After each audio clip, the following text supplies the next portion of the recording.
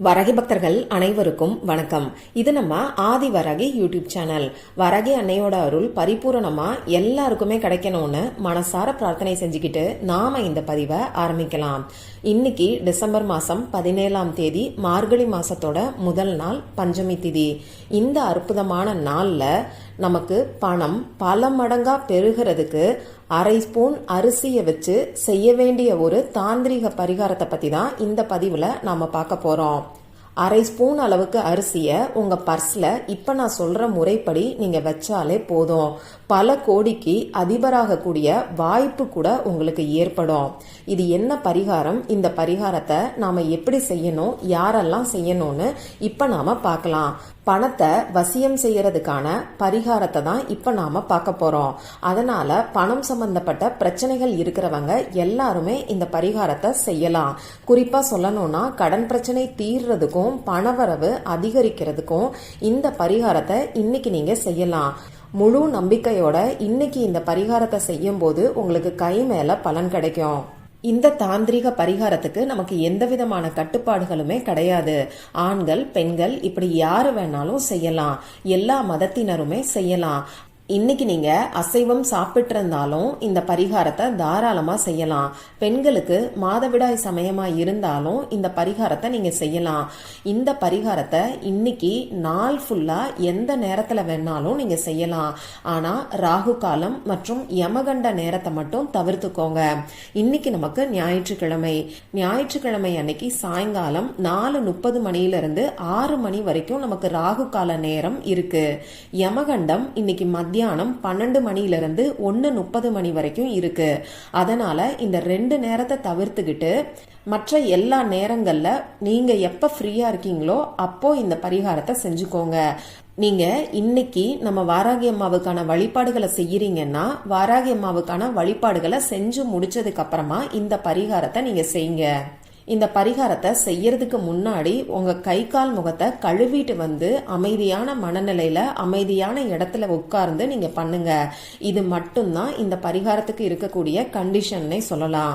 அடுத்ததா இப்ப தேவையான பொருட்களை நான் உங்களுக்கு சொல்றேன். நான் முன்னாடியே சொன்ன மாதிரி அரை ஸ்பூன் அளவுக்கு அரிசி நமக்கு தேவைப்படும். பச்சரிசியா இருக்கிறது நல்லது. பச்சரிசி கிடைக்கக்கூடிய இடத்துல இருக்கிறவங்க தவறாம பச்சரிசியை யூஸ் பண்ணிக்கோங்க.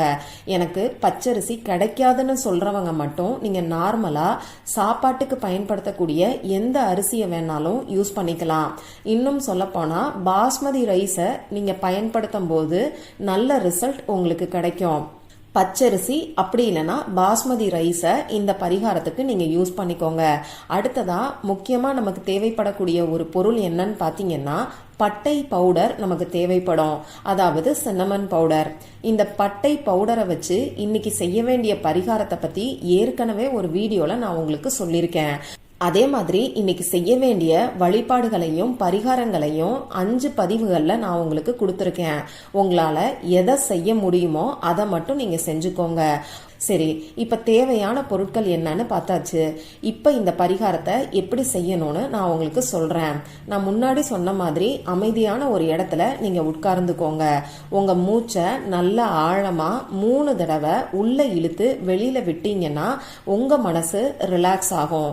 எந்தவித டென்ஷனும் இல்லாம முழு நம்பிக்கையோட உங்க குலதெய்வத்தை பிரார்த்தனை செஞ்சுக்கிட்டு இந்த பரிகாரத்தை செய்ய ஆரம்பிங்க. இப்போ ஒரு கண்ணாடி கிண்ணம் அப்படி இல்லைன்னா மண் அகல் விளக்க எடுத்துக்கோங்க. வேற எந்த கிண்ணத்தையும் பயன்படுத்துறத தவிர்த்துக்கோங்க.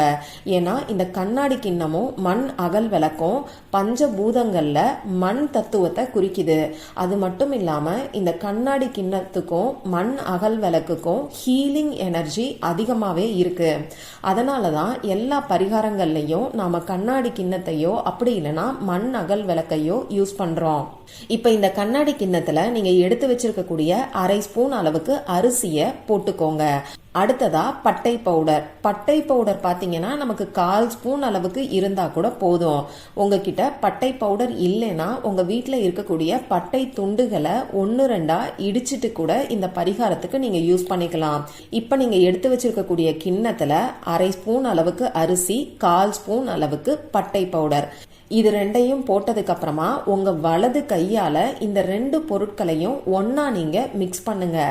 இப்படி உங்க கை விரல்களால இந்த 2 பொருட்களையும் ஒன்னா மிக்ஸ் பண்ணும்போது உங்களை தேடி பணம் வர்ற மாதிரி நீங்க கற்பனை பண்ணி பாருங்க. அது ஒண்ணு உங்களுக்கு வேலையில சம்பள உயர்வு கிடைச்சோ பதவி உயர்வு கிடைச்சோ உங்களுக்கு பணம் அதிகமா வர்ற மாதிரி கற்பனை பண்ணுங்க. அப்படி இல்லைன்னா தொழில்ல வியாபாரத்துல உங்களுக்கு கஸ்டமர்ஸ் அதிகமா வர்ற மாதிரியும் அது மூலமா உங்களுக்கு லாபம் அதிகரிக்கிற மாதிரியும் நீங்க கற்பனை பண்ணி பாருங்க. ஒரு சிலர் ஹெல்ப்புக்காக பணத்தை யார்கிட்டயாவது கேட்டிருப்பீங்க. அவங்க கிட்ட இருந்து நீங்க கேட்ட பணம் உங்களுக்கு வர்ற மாதிரி கூட நீங்க கற்பனை பண்ணி பார்க்கலாம். இந்த நேரத்துல எதிர்மறையான வார்த்தைகளை பயன்படுத்தாதீங்க.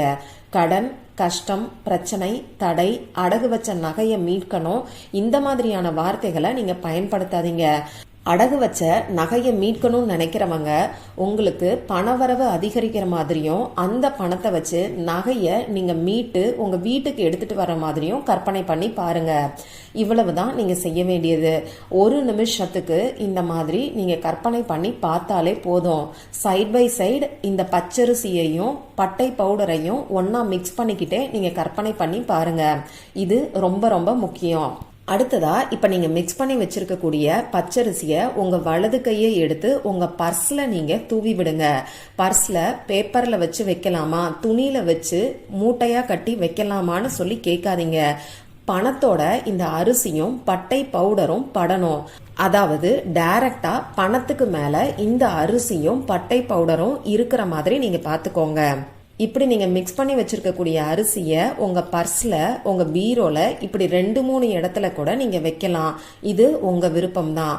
சரி, இப்போ நீங்க பர்ஸ்லயோ அப்படி இல்லைன்னா பீரோலையோ பணத்துக்கு மேல டைரக்டா அரிசிய போடும்போது இப்ப நான் சொல்ற வாக்கியங்களை நீங்க சொல்லிக்கிட்டே போடுங்க. அந்த வாக்கியங்கள் என்னன்னு உங்களுக்கு ஸ்கிரீன்ல தெரியும். நானும் சொல்லி காமிக்கிறேன். அரிசியை போல பணம் பல மடங்கு என்னிடம் பெருகட்டும். அரிசியை போல பணம் பல மடங்கு என்னிடம் பெருகட்டும். அரிசியை போல பணம் பல மடங்கு என்னிடம் பெருகட்டும். இந்த அஃபர்மேஷனை 3 தடவை நீங்க சொல்லிக்கிட்டே உங்க பர்ஸ்ல இந்த அரிசியையும் பட்டை தூளையும் பணத்துக்கு மேல நீங்க போட்டு வைங்க. இப்படி எத்தனை இடத்துல பணத்தோட சேர்த்து இந்த அரிசியை நீங்க வைக்கிறீங்களோ அத்தனை இடங்கள்ல இந்த அரிசியை நீங்க போடும் போதும் 3 முறை இந்த வாக்கியத்தை சொல்லிட்டு நீங்க போடுங்க. இதுக்கப்புறமா இந்த அரிசியையும் பட்டை பவுடரையும் நாம எப்ப எடுத்து போடணும்னு பாத்தீங்கன்னா அது அப்படியே இருக்கட்டும். நாம பர்ஸ்ல இந்த மாதிரி போட்டு வச்சிருக்கும் போது பணத்தை எடுக்கும் போது பணத்தோட சேர்த்து அரிசி கீழே விழறதுக்கு நிறையவே வாய்ப்புகள் இருக்கு. அந்த மாதிரி தானா அரிசி வெளியில வரும்போது அதை நீங்க விட்டுருங்க. இந்த அரிசியும் பட்டை பவுடரும் தானா உங்க பர்ஸை விட்டு வெளியில வரும்போது வரட்டும். அதை நீங்க எதுவும் செய்ய வேண்டாம். நீங்களா எடுத்து இந்த அரிசி பட்டை பவுடரையும் வெளியில தூக்கி போட வேண்டாம். இத மட்டும் நீங்க கவனத்துல வச்சுக்கோங்க. பிரபஞ்ச சக்தி நிறைஞ்சிருக்கக்கூடிய இந்த நாள்ல முழு நம்பிக்கையோட இந்த எளிமையான பரிகாரத்தை நீங்க செய்யும் போது நிச்சயமா பணவரவுல அதிரடியான மாற்றங்களை நீங்களே உணர்வீங்க. இந்த பதிவுல உங்களுக்கு ஏதாவது சந்தேகம் இருந்துச்சுன்னா எனக்கு கமெண்ட் பாக்ஸ்ல கேளுங்க. அதை நான் உங்களுக்கு உடனே தெளிவுபடுத்துறேன். இந்த பதிவு உங்களுக்கு பிடிச்சிருந்தா லைக் பண்ணிட்டு உங்க ஃப்ரெண்ட்ஸ் அண்ட் ஃபேமிலி கூட ஷேர் பண்ணுங்க. இந்த மாதிரி அந்தந்த நாளுக்கும் நேரத்துக்கும் திதிக்கும் உரிய வழிபாடுகளையும் பரிகாரங்களையும் நீங்க மிஸ் பண்ணாம தெரிஞ்சுக்கிறதுக்கு நம்ம சேனலை மறக்காம சப்ஸ்கிரைப் பண்ணிட்டு பக்கத்துல இருக்கக்கூடிய பெல் ஐக்கானையும் பிரஸ் பண்ணிக்கோங்க. மற்றும் ஒரு பயனுள்ள பதிவுல நாம சந்திக்கலாம். நன்றி.